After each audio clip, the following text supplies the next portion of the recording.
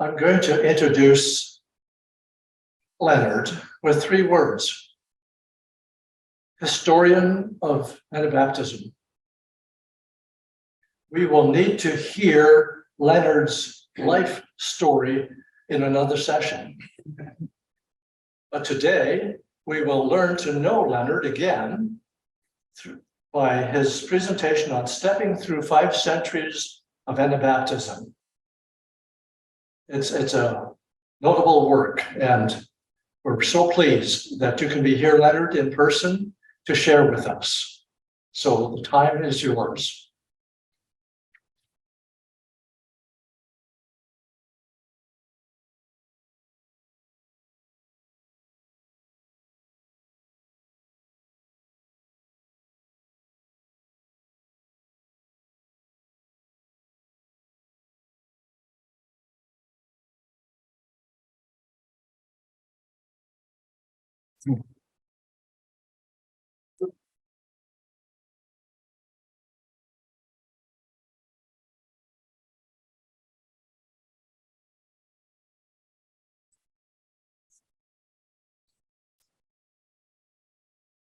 Yes. Very good.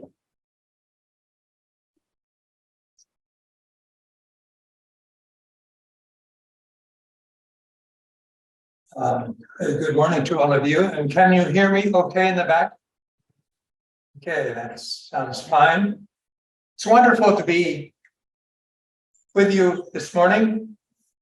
I was out of commission for over a year in the hospital several times with pneumonia, and one with another surgery. I was long in rehab, and at this moment still hopefully on the path to recovery. I'm truly grateful for the many cards, telephone calls, and visits I received during these last 15 or more months, also from a number of you, and a couple of cards specifically from Sojourner's class.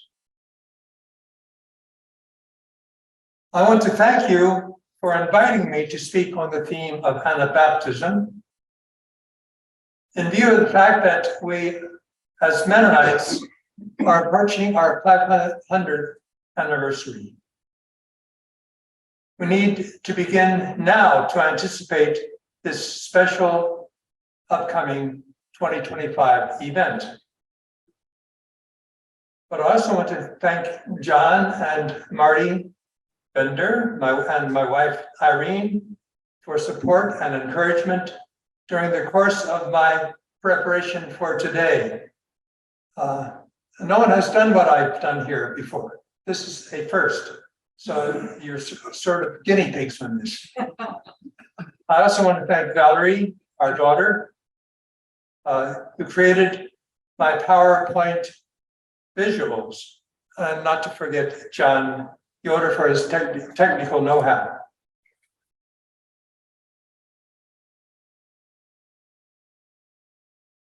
What to say about Anabaptism in 30 or 40 minutes?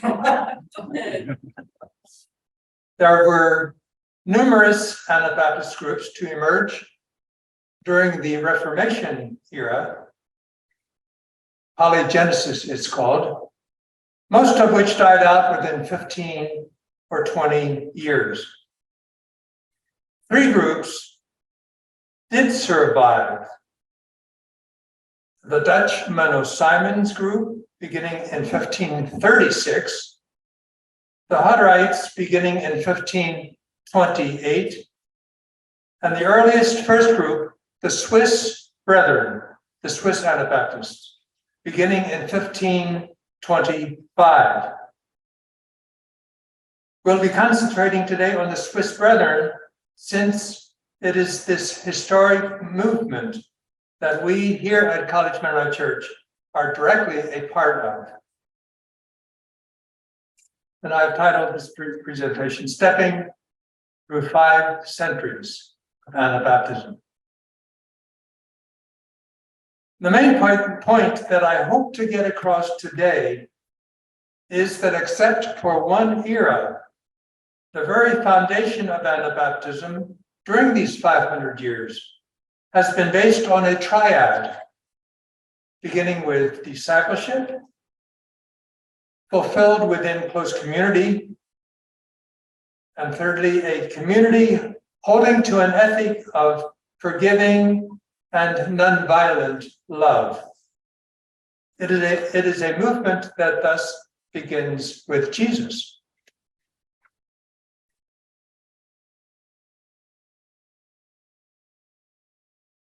The Jesus of history was the person who, for the first time in human history, created a movement based solely upon a nonviolent, forgiving, and merciful love, with no exceptions. The movement was founded upon the idea and reality that each and every human soul is of infinite worth. Individual Greek philosophers had earlier uttered some of these ideas on infinite worth, although infinite worth of all human beings is nowhere to be found in the Hebrew Old Testament. That's pretty profound, I think.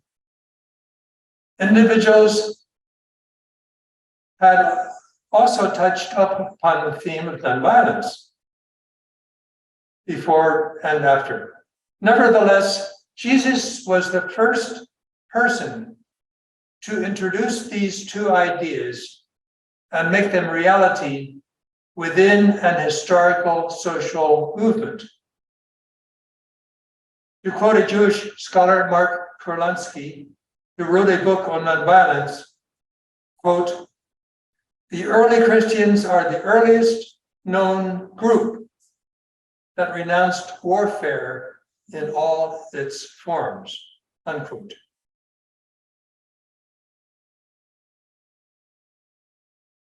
This in itself is enough, it seems to me, to hold Jesus high and lifted up, somebody more than being simply another human being.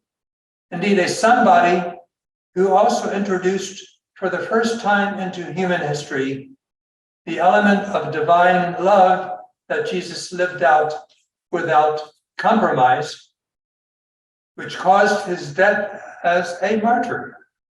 I quote Sarah Kerberg. She writes regularly in the Anabaptist World, quote, "Christianity is the only religion whose God in human form sacrificed his own life to model true love."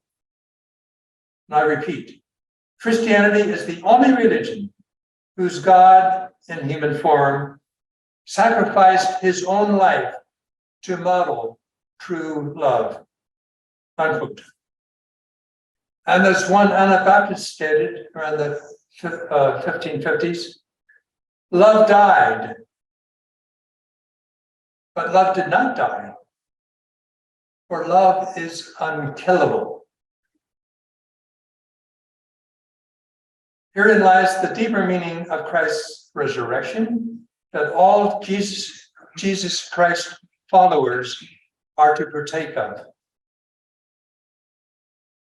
The Anabaptists founded their faith upon this historical Jesus and his love for all people without exception as its very center.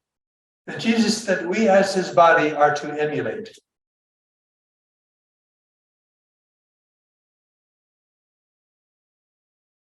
Anabaptist beginnings, 1525.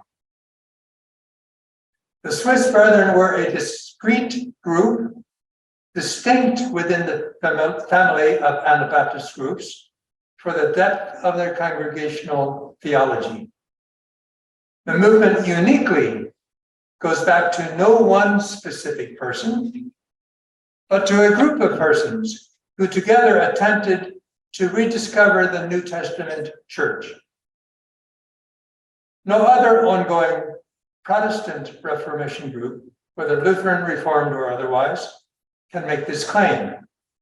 This Swiss Brethren characteristic took on historical continuity through the efforts of Conrad Grebel, Felix Manz, and George Blaurock, and others. A leading Swiss historian, Leonhard von Murat, appropriately lifts out three from the original group of founders who complement one another. And this is a quote. Next to Grebel, who already at the time of his contemporaries was deemed to be the leader of the movement, next to Blaurock, who was man of the people, preacher, and revivalist, there appears Felix Manz as the silent one, the one who persevered, who perhaps was the deepest in his religious convictions, the clearest minded in his ideas. Unquote. There are a lot of names that are needed to be mentioned here at the beginning. A few more are Michael Sattler and Wilhelm Reublin. Soon after the beginning of the Zurich group, soon thereafter, with a multitude of others, joined in with Grebel, Manz, and Blaurock. But Grebel died a year later of the plague in 1526. Manz was executed the following year, January 5, 1527. Blaurock moved on to Tyrol, where he also was executed in 1529. So it was Michael Sattler who led in the process leading up to the Scheidheim Confession of 1527, and then Wilhelm Reublin, soon after Sattler's martyrdom, thus became new leaders within the Swiss Anabaptist movement, granting continuity of the movement with the faith of the founding fathers. They're the ones who became part of the original group dynamic of discipleship, community, and love. And Pilgrim Marpeck then, who had worked with Reublin, followed.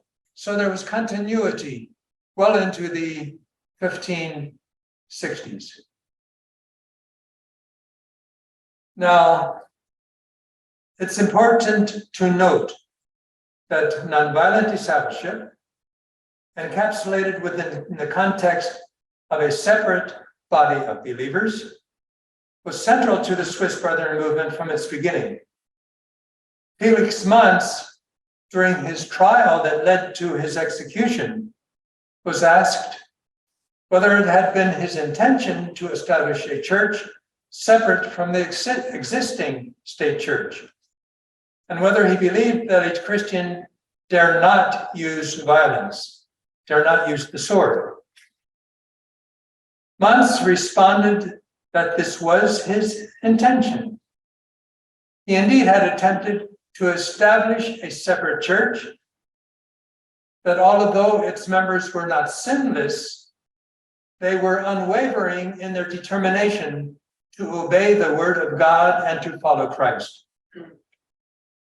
Manz also confirmed his teaching that no Christian may use the sword. That is, Christians may not participate in violence and thus cannot become a magistrate, which by definition at that time meant participating in violence. We shall see that this peace legacy of discipleship, separation, and nonviolence remained a constant throughout our 500 years of Anabaptist Mennonite history.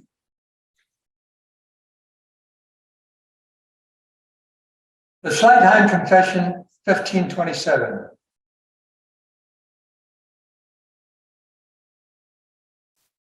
We now jump 2 years from the founding date of Anabaptism of 1525 and go to the Scheidheim Confession of 1527, which remains as our first and greatest Anabaptist confession of faith.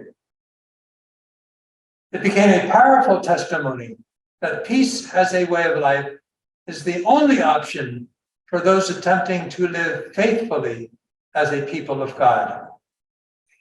As a leading Anabaptist missionary, John W. Miller stated in 1975, the Schleitheim Confession was ahead of its time.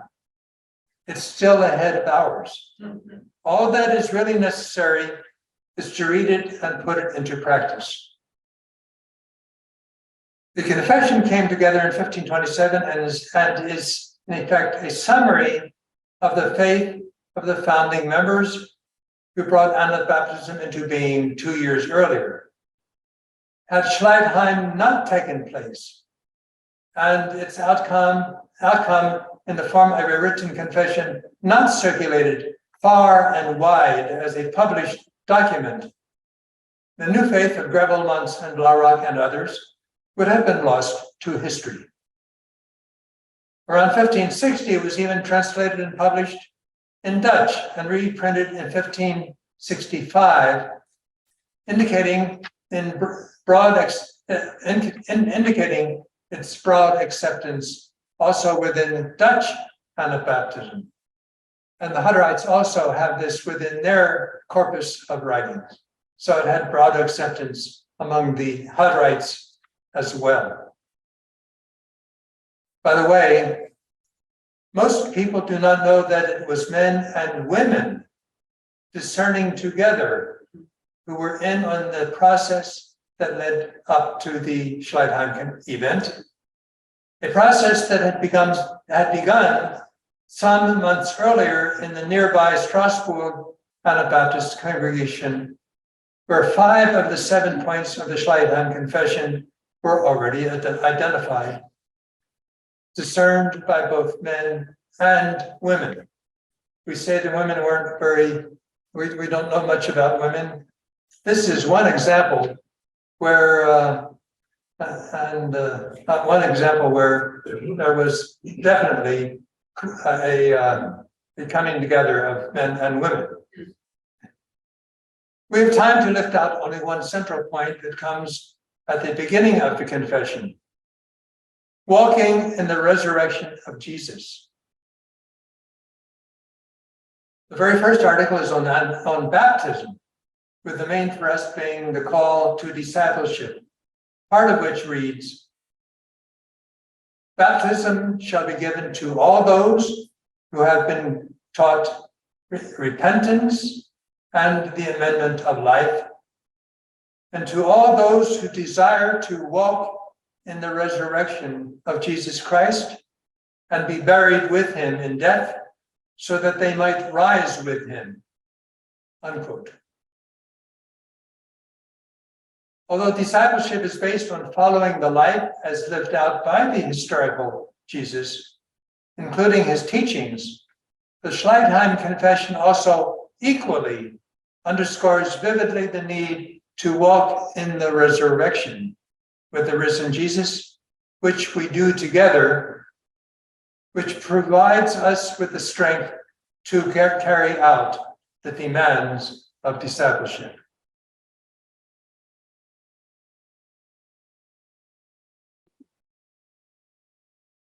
We now jump forward 2 centuries to 1702.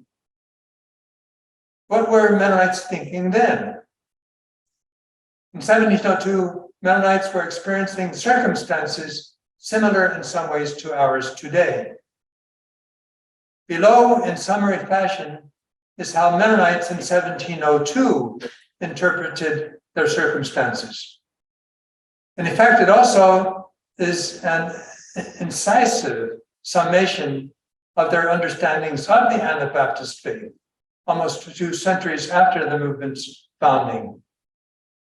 We will see that the Mennonites were still in tune with their 1525 roots, as noted in their 1702 volume, Golden Apples in Silver Bowls, Golden Äpfel in Silbernen Schalen in German.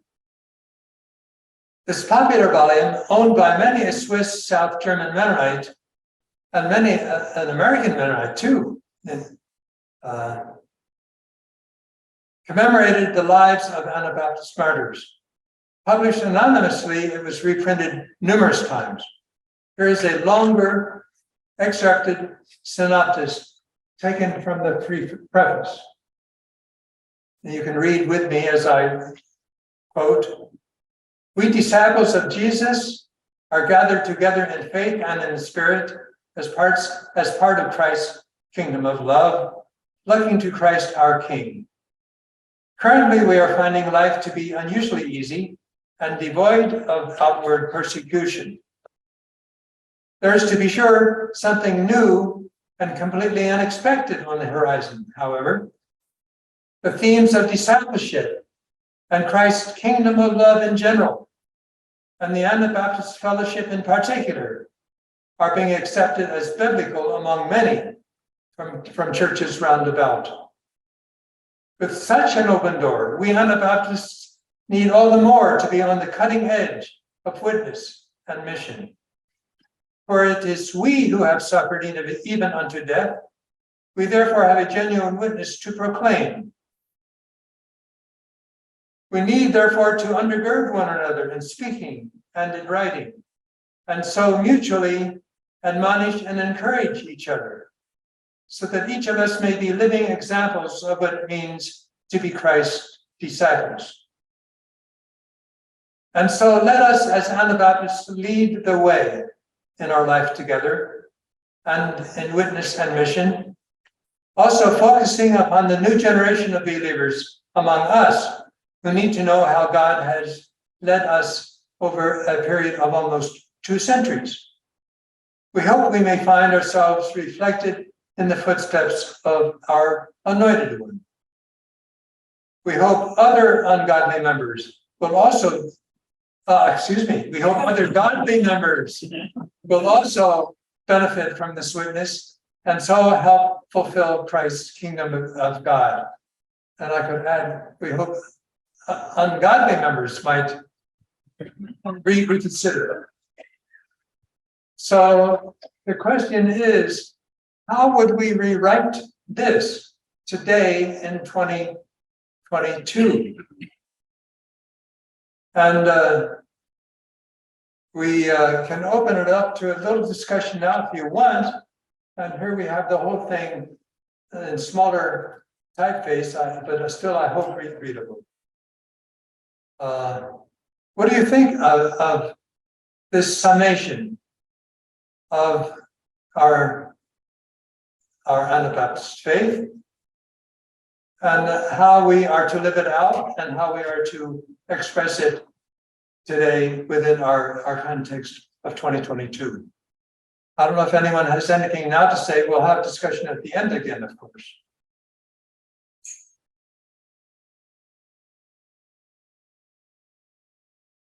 But it's coming early, and maybe you want to hear the rest of it before you make the decision on this. So I think we'll move on.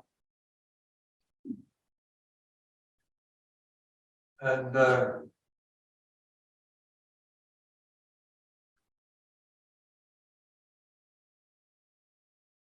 Benjamin Eby and Discipleship, 1841. We now jump forward another century, this time to North America, asking the question, what were Mennonites thinking about Anabaptism in the 1840s and following? And we find our answer in the writings of Benjamin Eby. Benjamin Eby was born in Lancaster area, married there, moved to Canada, to a rural area, and founded Eby Town, which became a bit later Berlin, which later became Kitchener. So in Benjamin Eby's popular volume, Kurzgefasste Kirchengeschichte und Glaubenslehre, translated concise church history and faith teaching of the Anabaptist Christians or Mennonites, published in 1841, with many reprints. Eby sets the Anabaptist Mennonite movement squarely into the historical framework of Christianity as faith and history. He melded the historical Jesus with the ongoing history of the church he founded and showed where the Mennonites fit in. He notes in his preface the need for, and here I quote, the foundation of our teachings need to be in agreement with the teachings of the Lord and his apostles, unquote. The Martyr's Mirror is a book that he took seriously and quotes from as well. He also underscores the central place within Anabaptism of discipleship as follows, and this is a quote, "This history and teaching on faith also serves the youth, serving the highest of needs, through which the living faith of our Lord and Savior Jesus Christ is strengthened and established, and which leads to an untwisted obedience within his discipleship." The word he uses is, of course, in German, Nachfolge. It's a stronger word in German than the English. Nachfolge, following after Christ. Not we follow after. Discipleship doesn't quite have that same living sense. As you will see, it is this element of Nachfolge, discipleship, the very vital center of early Anabaptism, which would largely disappear in the Daniel Kaufman era, which lasted from 1898 to 1944, at which point Harold S. Bender and others would again reinstate this centuries-long Anabaptist teaching centering in discipleship. We now go to John F. Funk and his Herald of Truth, 1864 following. Turning to this great Mennonite leader, John Funk, who arrives on the Mennonite scene a generation after Benjamin Eby.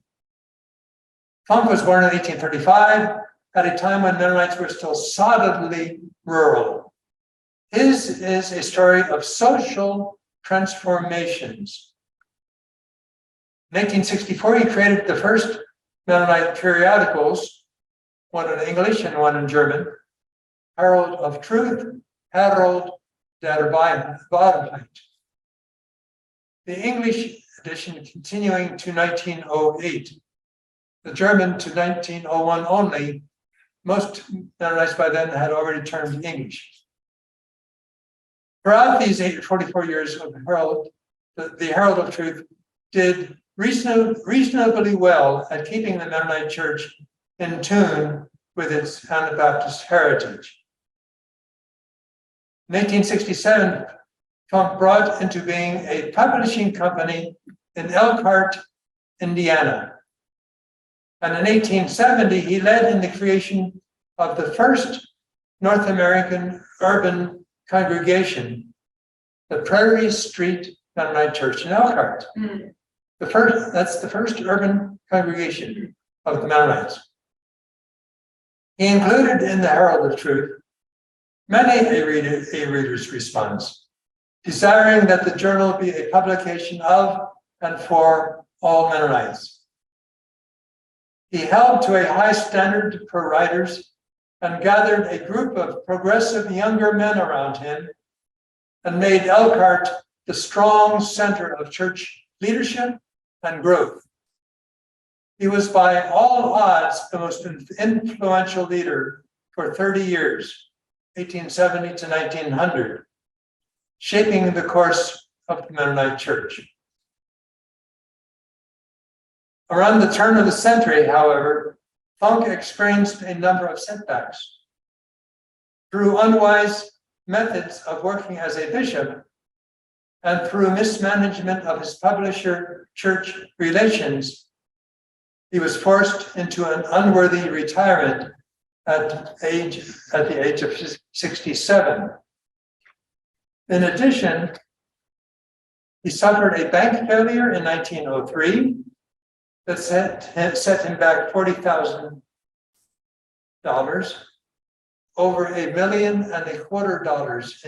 in the 22 reckoning inflation, and a fire in 1906 that gutted his printing establishment.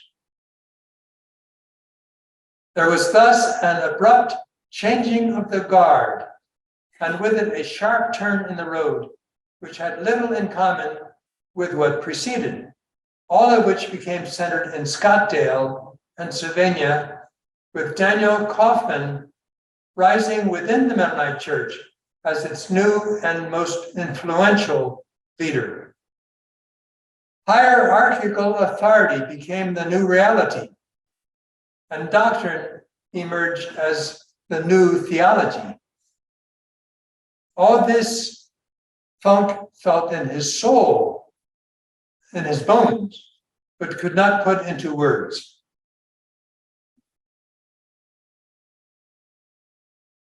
So we now turn to Daniel Kaufman. The I call it the doctrinal interlude, 1898. This is where some of us here this morning enter the historical scene. If you are 80 or more years old, are there some here like that?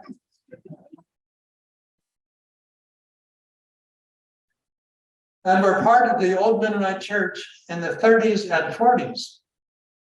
You know in your soul, even if you cannot put it into words, something of the strict and stern doctrinal dress era, symbolized in the attempted enforcement of bonnets, cape dresses, and straight cuts, which extended well into the 40s, and indeed at places such as Eastern Mennonite College, well into the 60s and beyond. So those of you over 80, maybe even over 70, listen carefully. Daniel Kaufman was the 1865 to 1944, his birth and death dates, was the leading spirit within the old Mennonite Church from 1898 to approximately 1930, and continued as a strong leader up to the time of his death in 1944.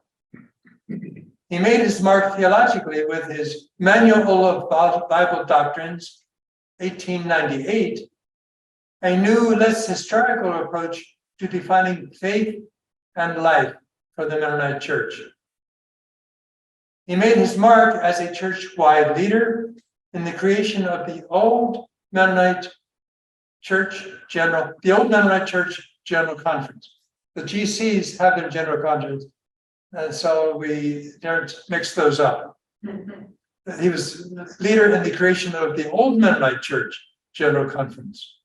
Again, a new approach to denominational structures for old Mennonites, including the idea of a central authority, which would in effect transcend the authority of the area conferences already established, and the authority of individual congregations. Thirdly, he made his mark within church structures by becoming editor of Gospel Witness in 1905, and its successor in 1908, the official denominational paper, Gospel Herald, remaining in this position through 1943. Of great significance is the fact that whereas John Funk, in his Herald of Truth, maintained the publication of letters to the editor, Kaufman nixed such a reader's response, disallowing the publication of any and all readers' comments. In place of readers' say, he began a question and answers column, where he himself would create the answers. Talk about central authority residing in one person. Here we have it, Readers dare only ask questions.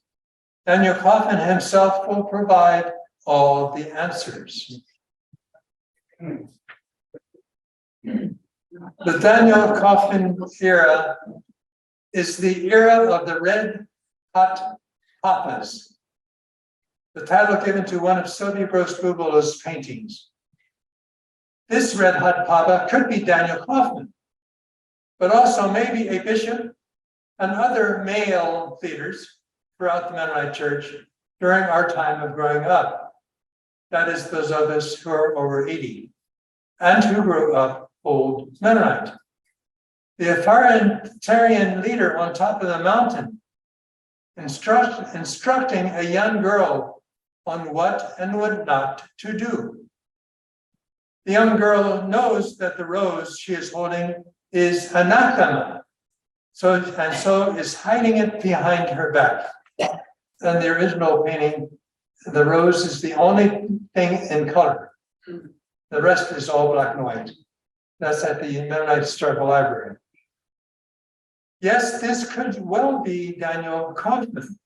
I heard the following story, as told to me by Elizabeth Bender, wife of Harold S. Bender. She heard Daniel Kaufman once in a sermon talk about beauty, that we are not to have flowers in the home, which is worldly, and that he much prefers seeing cows mooing out in the pasture, that this is true beauty. Elizabeth Bender couldn't believe this. The girl at the bottom of the mountain is my sister, Sylvia Gross-Bubala, and many other girls of that era. Her deacon came to her one day, soon after she was baptized, maybe 1942, and said, "Sylvia, you should not curl your hair. This is a sin." Quote, unquote. What was Sylvia's response? "Well, my hair is naturally curly. Do you have any suggestions on how I can straighten it?" The deacon, dumbfounded, left, never again to approach her on this matter.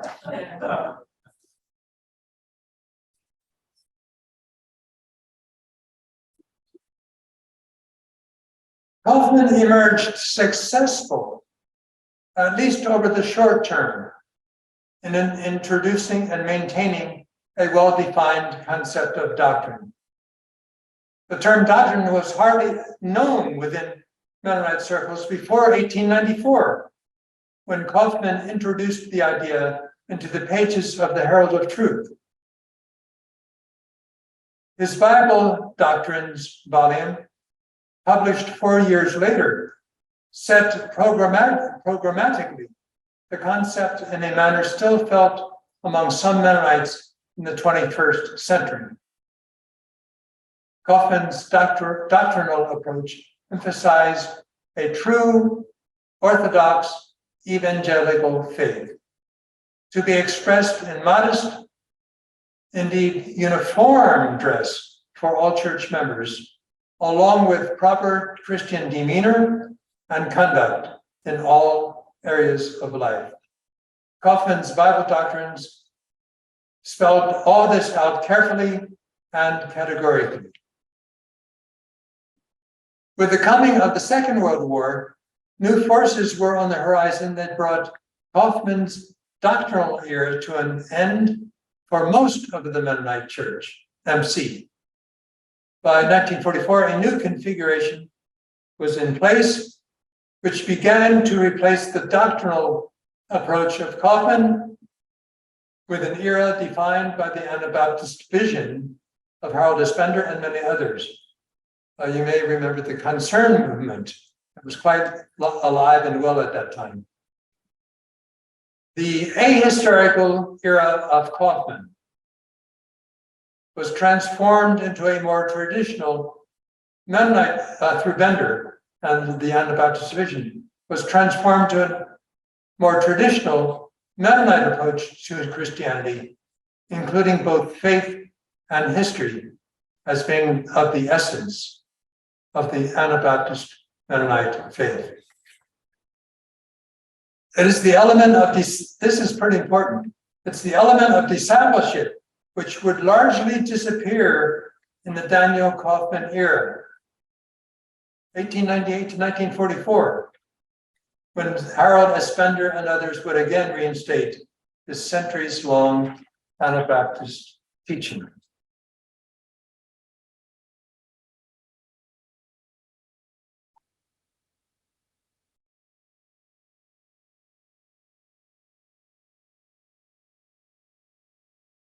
Harold S. Bender was one of the dominant Mennonite personalities between 1930 and 1962. He remains best known for his essay, The Anabaptist Vision, 1944, in which he set forth his vision of faithful disciples gathered in the name and spirit of the Christ of peace. This vision permeated Bender's life and thought. Bender was born and raised in Elkhart, Indiana, at a time when Elkhart was at the hub of the Mennonite Church, MC, thanks to John F. Funk's periodical Herald of Truth and other programs in publishing, relief work, mission work, mutual aid, and education that developed there in the 1880s and 1890s. Elkhart, by the way, was also the center for what became the GC Mennonites. Funk, we're going to hear more about that in January, right here in Sojourner's class. Bender's birth coincided with the Mennonite Renaissance, or awakening, of the 1880s and 1890s, which was in part the result of a shift in language from German to English. Mennonites during this era began accepting much within their new English-speaking North American culture, including higher education and a renewed interest in mission at home and abroad. Bender's own interest in education should be understood in this light. Bender's formative years, on the other hand, came during the time of a new era of Mennonite Church MC leaders who attempted to establish, and this we're talking now about Daniel Kaufman's era, attempted to establish a new Mennonite orthodoxy, doctrine and dress, with a certain codification of both, and imbued to some degree by fundamentalism. Daniel Kaufman was the major leader at the time, but George Brunk I would be another major leader, and we can mention others. As we have seen, Kaufman's Manual of Bible Doctrines became the definitive work for many within the church at that time, and is still alive today among some Mennonites, primarily within the older Mennonite context. I think it's those congregations, many of them are old order, and that still use Kaufman's Bible doctrines are the ones who perhaps have been voting Republican in recent years because of, well, I won't say more there. because it was doctrinal and not faith and history. The significance of Bender's work may in part be seen in terms of how he dealt with these new trends, both fundamentalist and liberal within the church. Bender saw great problems in both fundamentalism and liberalism. Bender chose a route and approach to vision that differed from both. And I think we can learn from this. It stood in contrast to the Kaufman view of doctrine and dress, not so much in criticizing it directly, but rather by circumventing it. Bender chose to express the Christian faith through the historical process and attempted to recover the Anabaptist vision of biblical faith and life. Bender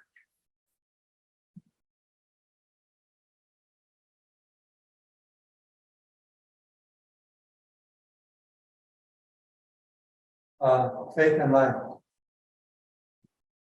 Bender's vision was his concern for the way of peace and love as integral to Christian life. So now we have the current Mennonite scene. Today, Bender's Anabaptist vision remains as the dominant interpretation of what Anabaptism was all about, at least for all those who are still interested in knowing about our past. Palmer Becker's popular volume, What is an Anabaptist Christian?, is an obvious confirmation of this, who builds his text squarely upon the three prongs of Bender's vision. And this is a direct quote from Bender. 1, Christianity is discipleship, is following Jesus in everyday life. 2, the church is a family. Members not only commit themselves to Christ, but also individually and voluntarily to each other. 3, followers of Jesus have an ethic of love and non-resistance. As transformed persons, they seek to be reconcilers who reject involvement in violence and war. Unquote. However, as always in times past, there are many Mennonites today who have deviated here and there from our well-defined center of following Jesus together. In conclusion, a main question thus remains: where do each of us stand in this regard? The approaching 500-year celebration of our Anabaptist heritage, 1525 to 2025, provides us a time for a new look at who we were and who we are and who we want to be. Thank you.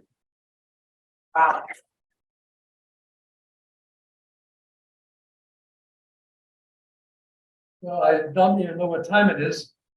Do we have some time for discussion? Question or two? Response?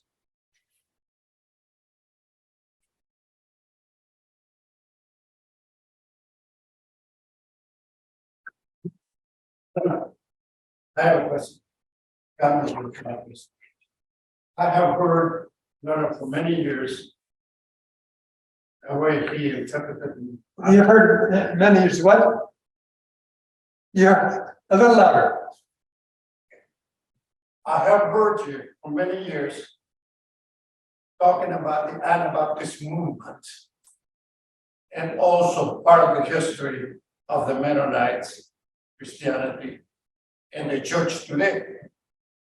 I was really glad to hear you in the first place that you started Anabaptism with Jesus Christ. And sometimes we talk of Anabaptism as a beginning, but it isn't. It's a follow-up process. Then we go to the 1517, which is the Reformation. Then after that, we go to 1525, which is the beginning of the Anabaptist movement. Then we go to a big jump from there. And we come to the history of the Mennonites in the United States, which we go to the 1900. For many people to interpret Anabaptism in that context means that the movement of the Anabaptism in Mennonites begins as Latin America and many parts of the world, 1908. The history of punk and Daniel Kaufman is a North American Anabaptist Mennonite history. Am I correct? So, as we go now, before now, many places in the world, the interpretation of the Anabaptism is quite different than you see it in North America. This is why a lot of Christians in Latin America and in many parts of the world, they see as a movement, the Anabaptist movement with Christ, not with 1525. Now they're beginning to go back to, are we Mennonites or are we Anabaptists? And the answer is, we are Anabaptists beginning with Christ.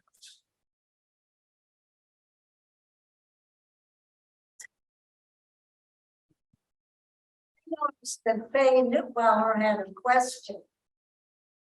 It was printed up there. Did she Yes. ask that?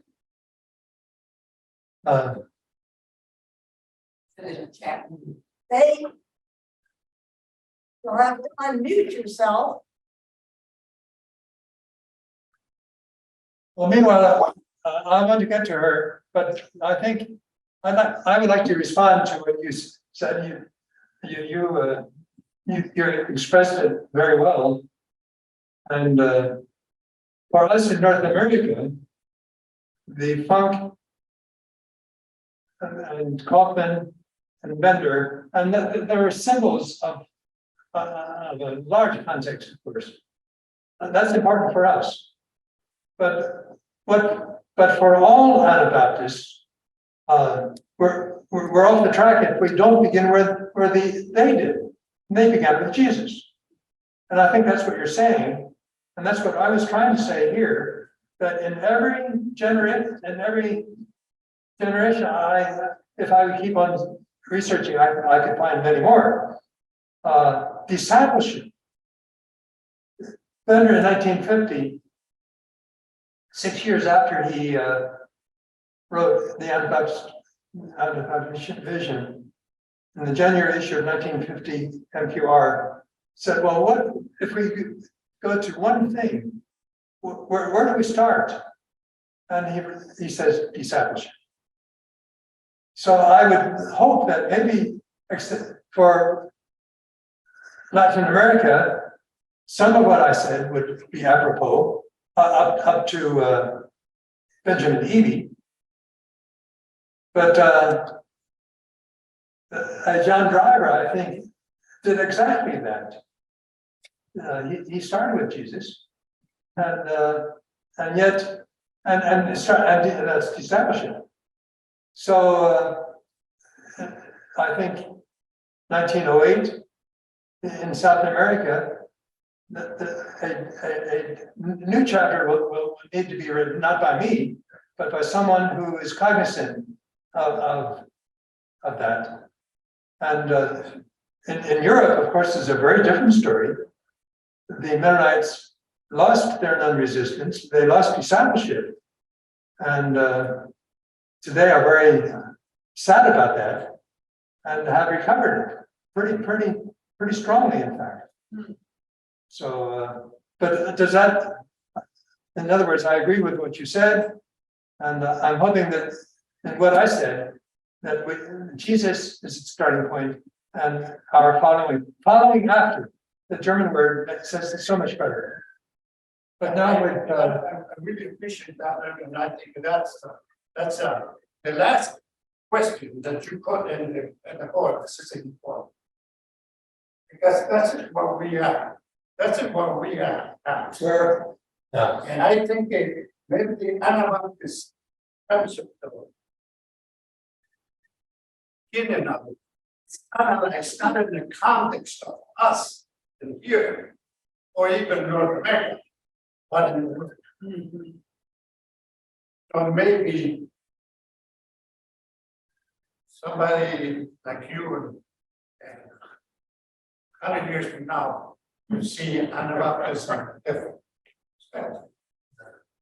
And it will be better. Should I try to get this published? Yeah. I mean, no one has done this before. Yeah, I think I'm. and I see that it was recorded.